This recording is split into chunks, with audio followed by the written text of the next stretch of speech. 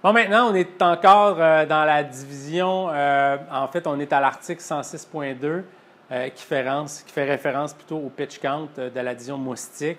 Dans l'exemple que je vais donner, on va parler de la division moustique, évidemment, mais il faut comprendre que cette même notion-là, on va la retrouver dans le pee-wee, dans le bantam et dans le midget, mais pour les besoins de la cause, là, on va rester dans la division moustique. Donc, encore là, c'est une conséquence directe là, des discussions qu'on a eues lors des assises, à savoir, est-ce qu'on permet de lancer sur 3 journées consécutives? À la lumière des discussions puis des commentaires qu'on a eus des gens, oui, on va le permettre de pouvoir lancer 3 journées consécutives dans les tournois et dans les championnats, tout en établissant une limite sur cette 3e journée. Et je veux revenir sur les exemples qu'on donnait lors des assises, à savoir si, par exemple, vous vous présentez dans un tournoi et que le vendredi soir, votre lanceur de division moustique effectue 18 lancers et que le lendemain, le samedi, votre lanceur moustique effectue 12 lancers. Donc, dans le cumulatif des 2 premières journées, ce lanceur-là, moustique, aura effectué 30 lancers. Donc, est-ce qu'il est éligible à lancer la 3e journée consécutive?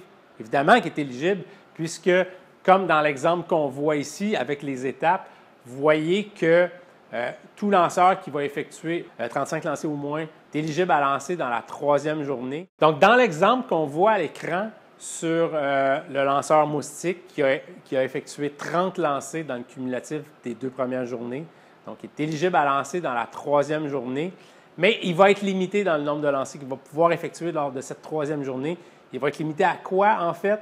Ce qu'il faut savoir, c'est le nombre de lancers permis pour une journée dans la division moustique. Vous le savez, c'est 75 lancers.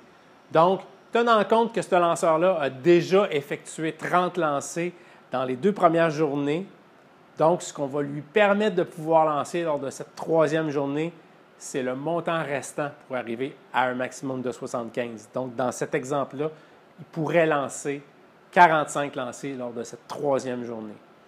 Évidemment, dans cet exemple-là, les étapes sont différentes pour le pee-wee, le bantam et le midget, et le nombre de lancers permis également est différent. Dans le pee-wee, c'est 85 lancers dans une journée. Dans le bantam, c'est 90 et dans le midget, c'est 100 lancers.